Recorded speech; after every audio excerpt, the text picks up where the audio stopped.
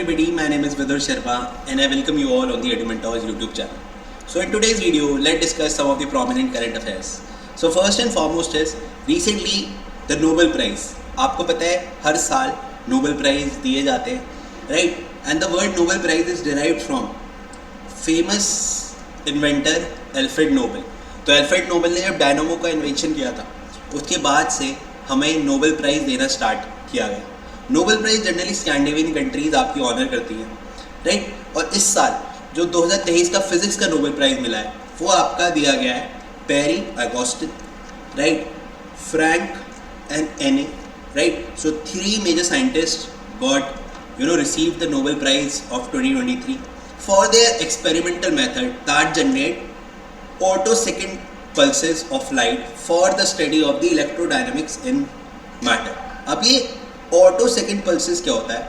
Actually ये वो microsecond time होता है जिसमें बेसिकली एक एक्सपेरिमेंट के थ्रू कोई इमेज कैप्चर हो जाए, ठीक है. तो that typical microsecond time is known as the attosecond pulses. तो इससे फ़ायदा ये होता है, इससे study of the electron dynamics easy हो जाती है, राइट. तो इन तीनों साइंटिस्ट ने ये जनरेट किया है, right.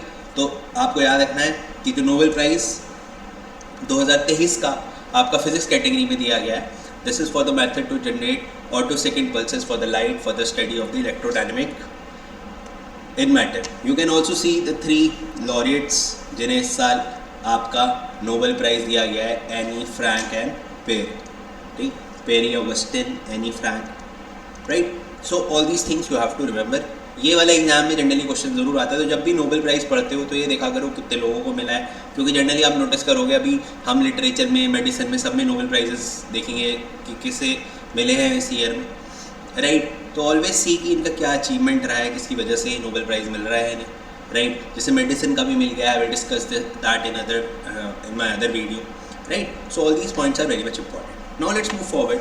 Delhi CM Arvind Kejriwal unveiled 15-point winter action plan to combat air pollution.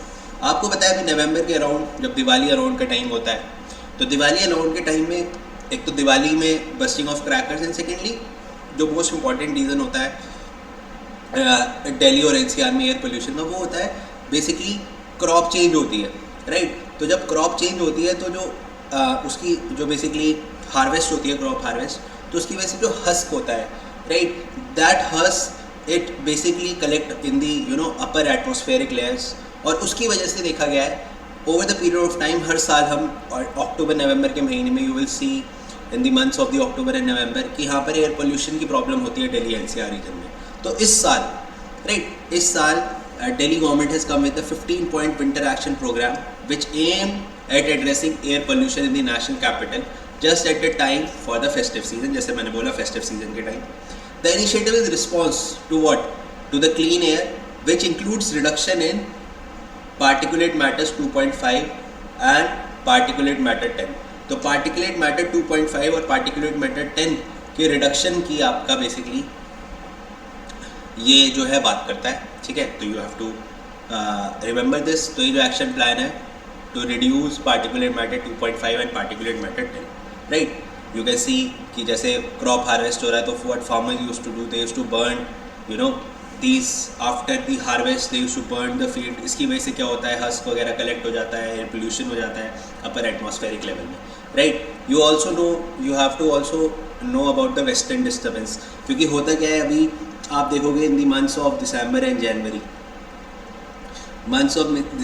January, majorly north India, जो नॉर्थ इंडिया वाला पार्ट है, तो नॉर्थ इंडिया में आप नोटिस करोगे कि नॉर्थ इंडिया वाले रीजन में you will see the rainfall.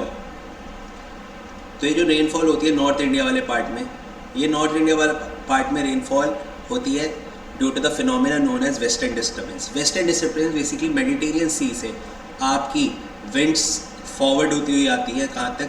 ये विंड्स फॉरवर्ड होती हुई आती है आपकी नदर्न पार्ट ऑफ इंडिया तक. और जो आप ये वाला रीजन देख रहे हो उत्तराखंड, दिल्ली एरिया अराउंड, यहाँ पर हमें रेनफॉल देखने को मिलती है. तो बेसिकली ये इसके साथ मैंने आपको इसलिए बताया कि जनरली क्या होता है, जो एयर पार्टिकल्स कलेक्ट हो जाते हैं अपर एटमॉस्फेयर में, वो फिर जब नदर्न एरियाज में रेनफॉल होती है वेस्टर्न डिस्टर्बेंस, उसके बाद वो नीचे सबसाइड होते हैं, तब तक ना मतलब 3-4 महीने they used to stuck in that particular upper atmosphere region, तो उस वजह से एयर पोल्यूशन काफ़ी टाइम तक एक्सटेंड होता है। तो इसलिए मैंने यहीं पर आपको वेस्टर्न डिस्टर्बेंस भी बताया। This is basically the extra tropical cyclone that developed in the Mediterranean sea region, और वहाँ से आपको जैसे मैंने बताया wind use to come and they come with the moisture and they used to downpour or I can say provide rainfall in this region. चलते हैं बेटा आगे to the next current affair. Next is the India global innovation index. तो आपको याद रखना है कि जो ग्लोबल इनोवेशन इंडेक्स है ये एक ऑर्गेनाइजेशन है जिसका नाम है वीपो, राइट। वीपो stands for world intellectual property organisation, world intellectual property organisation. ये जो वीपो है बेटा, इसके बारे में याद रखना है कि इसका हेडक्वार्टर है जिनेवा में, राइट। और वीपो ही आपका लिस्ट लेके आती है, that is called as global innovation index. तो ग्लोबल इनोवेशन इंडेक्स में इंडिया की रैंक आई है बेटा 40, ठीक है। 40 is the rank of India, right. Out of how many countries? Out of 132 global economies.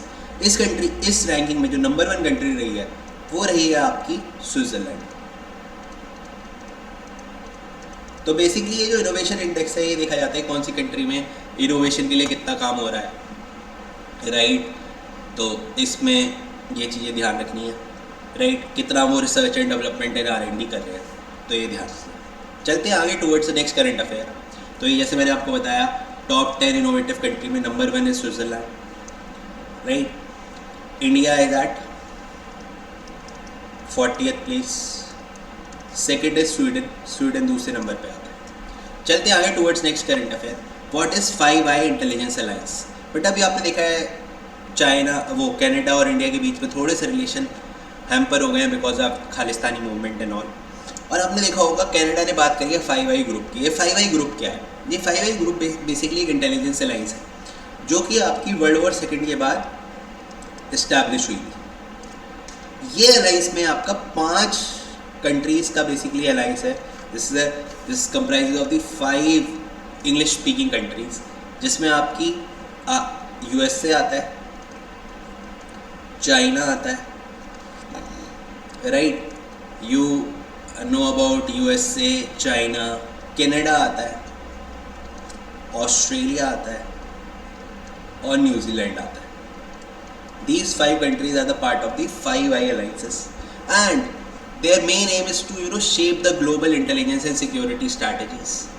तो इन्होंने अभी डिमांड करी है कि ये जो मूवमेंट है आपका जो बेसिकली इंडिया और US कनाडा के बीच में इंडिया डिप्लोमेटिक टसल चल रही है अभी because of one Khalistani separatist that who got murdered in the gurdwara.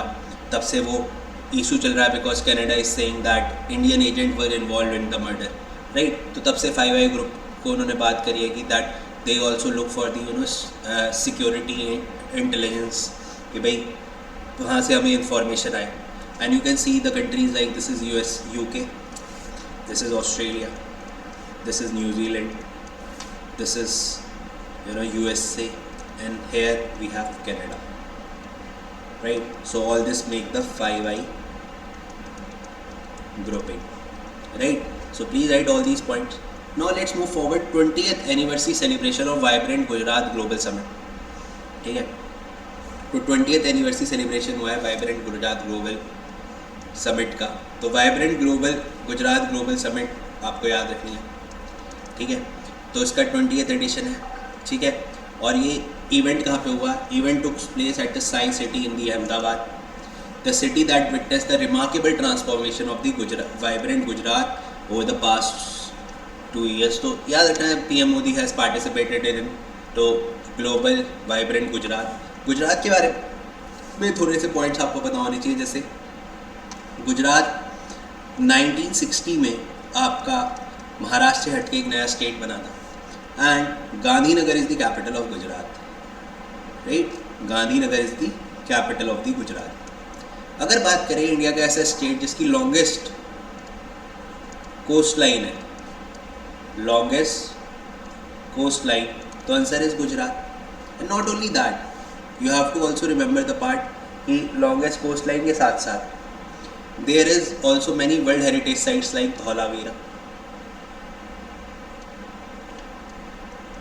Dholavira जो हड़प्पन टाइम्स में एक वाटर हार्वेस्टिंग सिस्टम हुआ करता था धौलावीरा, तो वो आपका गुजरात में है। उसके अलावा आपको बेटा ये भी ध्यान रखना है गुजरात के बारे में that recently India international traditional medicine centre